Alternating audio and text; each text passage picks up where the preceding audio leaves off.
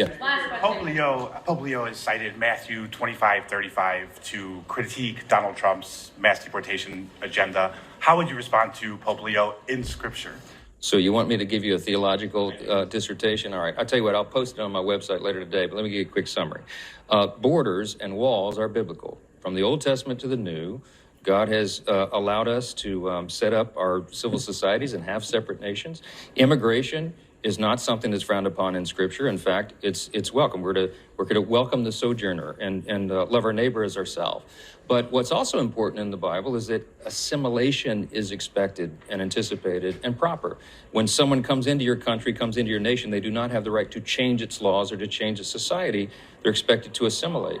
We haven't had a lot of that going on. When people cite passages out of the Old Testament, they say, well, you're supposed to take care of the sojourner and the neighbor, treat them as yourself, welcome them in. Yes, but that is an admonition to individuals, not to the civil authorities. The civil authorities are given authority under Scripture to maintain order.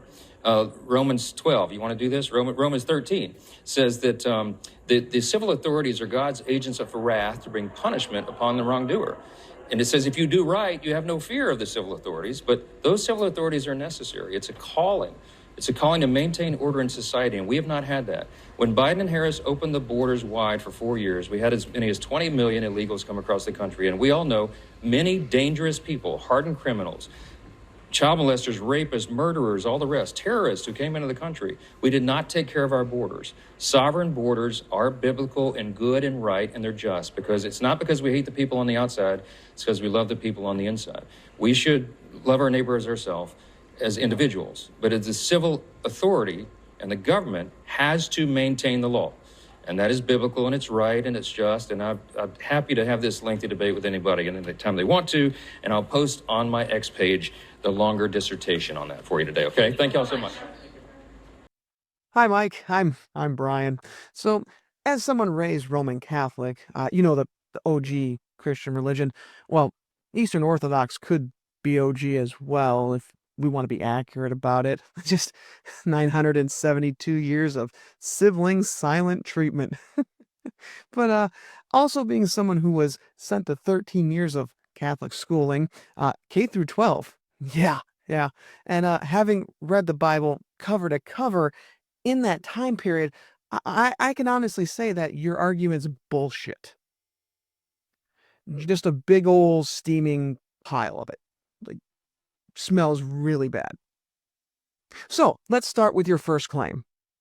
Borders and walls are biblical. From the Old Testament to the New, God has allowed us to set up our civil societies and have separate nations.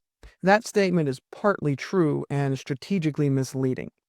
Because yes, the Bible describes borders, but it doesn't sanctify them. You see, there's a difference between saying this thing exists and saying this thing is morally supreme. Acts 17:26 gets cited a lot here. He hath determined the times before appointed and the bounds of their habitation. People usually stop right there. There's a slight issue, though, because the sentence keeps going. That they should seek the Lord.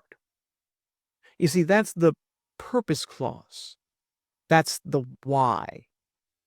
Borders exist in Scripture as temporary human arrangements, not moral shields. They're not holy. They're not salvific. They don't outrank people. Now watch the move that happens next, because this is the sleight of hand. Immigration is not something that's frowned upon in Scripture. In fact, it's welcome. We're to welcome the sojourner and love our neighbor as ourselves. We go from borders exist to borders justify coercion. And the Bible never makes that leap. Not once. Scripture never treats borders as ends in themselves, never assigns them ethical priority, never allows them to override God's commands toward the vulnerable. The text doesn't say, love the stranger unless there's a fence. So when someone tells you borders are biblical, what they usually mean is, I found a verse that acknowledges geography and I stapled my politics to it. That's just rhetorical ventriloquism. The next claim sounds reasonable until you actually check the text. But what's also important in the Bible is that assimilation is expected and anticipated and proper. When someone comes into your country, comes into your nation, they do not have the right to change its laws or to change its society. They're expected to assimilate. We haven't had a lot of that. This is where he leaves Scripture entirely.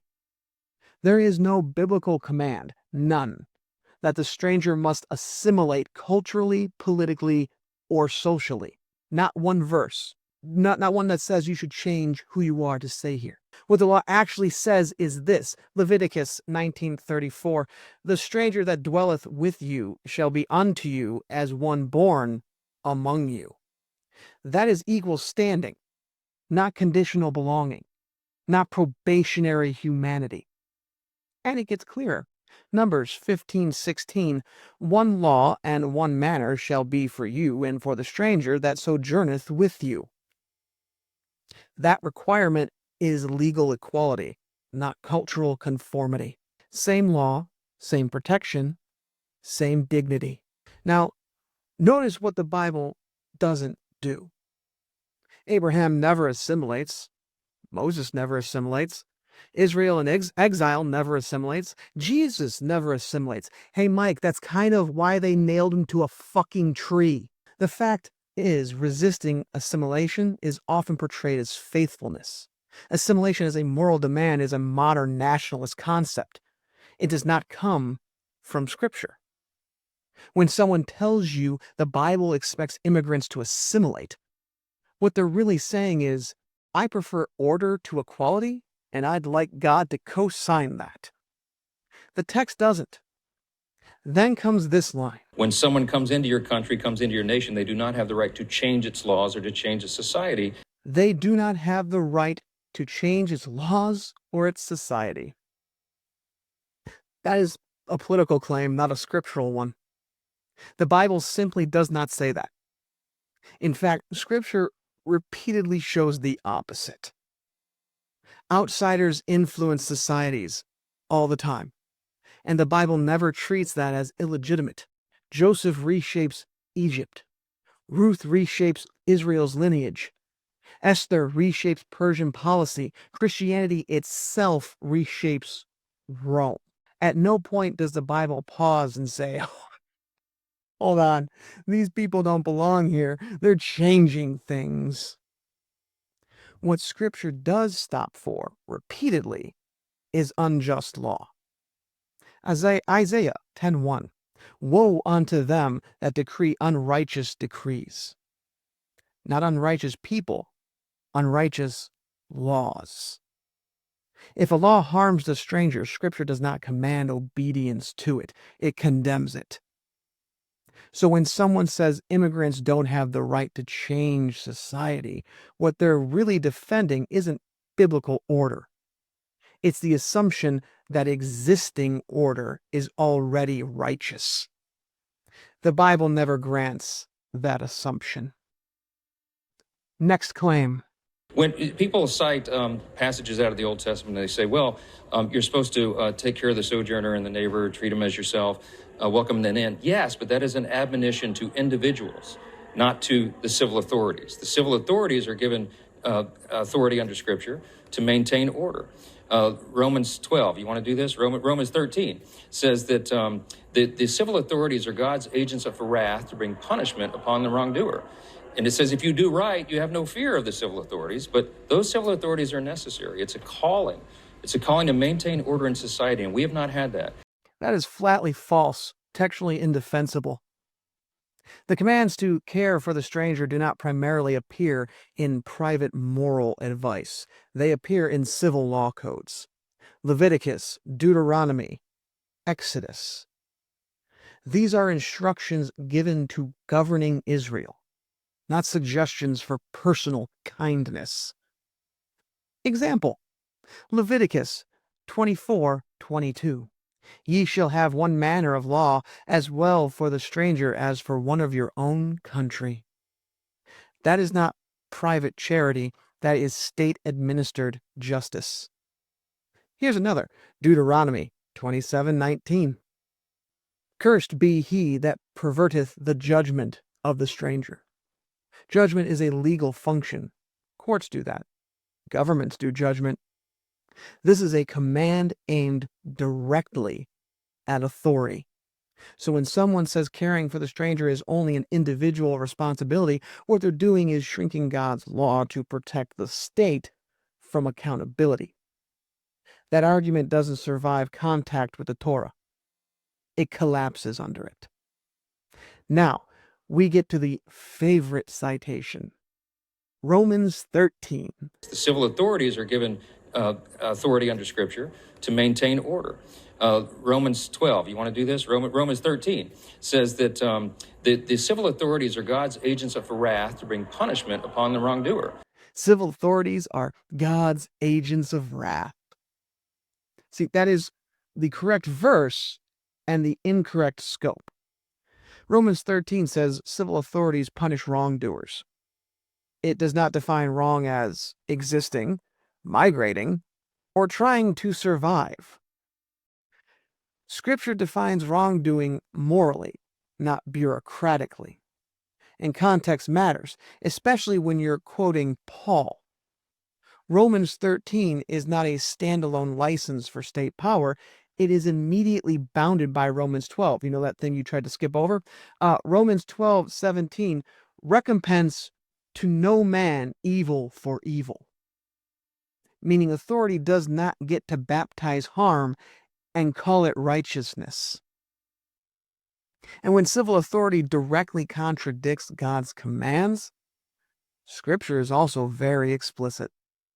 Acts 5:29, we ought to obey God rather than men. Romans 13 explains how Christians survive under power. It does not license power to redefine morality. And it does not turn cruelty into obedience just because paperwork is involved. Then there's the closing justification. Sovereign borders are biblical and good and right, and they're just, because it's not because we hate the people on the outside, it's because we love the people on the inside. We should love our neighbor as ourselves, as individuals, but as the civil authority and the government has to maintain the law. That is theologically backward. Jesus does not operate on insider priority ethics. Matthew 25:35. I was a stranger and ye took me in. No caveat, no citizen class, no national boundary. And he's very clear about the consequence. Matthew 25:45. Inasmuch as ye did it not to one of the least of these, ye did it not to me. This means harm done to the stranger is not an abstraction, it is an unfortunate externality. Scripture identifies the harmed party as Christ himself. So when border enforcement results in hunger, exposure, or death, the Bible does not ask whether the people inside felt protected. It asks whether you recognized Jesus when he showed up without papers. So let's be clear about what's actually happening here. This isn't disagreement over verses. It's a substitution problem. MAGA Mike is swapping categories here. Moral law becomes civil order. Hospitality gets downgraded into sentiment. Justice gets reduced to enforcement. And Scripture becomes a legitimacy veneer, something you cite after the policy has already been decided. The Bible does allow borders. What it never allows, not once, is for borders to outrank people. That's the fault line. And the moment you cross it, you're no longer arguing from Scripture. You're using Scripture. Because once borders matter more than the stranger, once order matters more than mercy, once paperwork matters more than people, you're not defending a biblical position. You're defending power. And at that point, the question isn't complicated. The earth was made for all of God's children. So who the fuck exactly gave you the right to carve it up? Ayada shada ya. Eyes open, voices loud.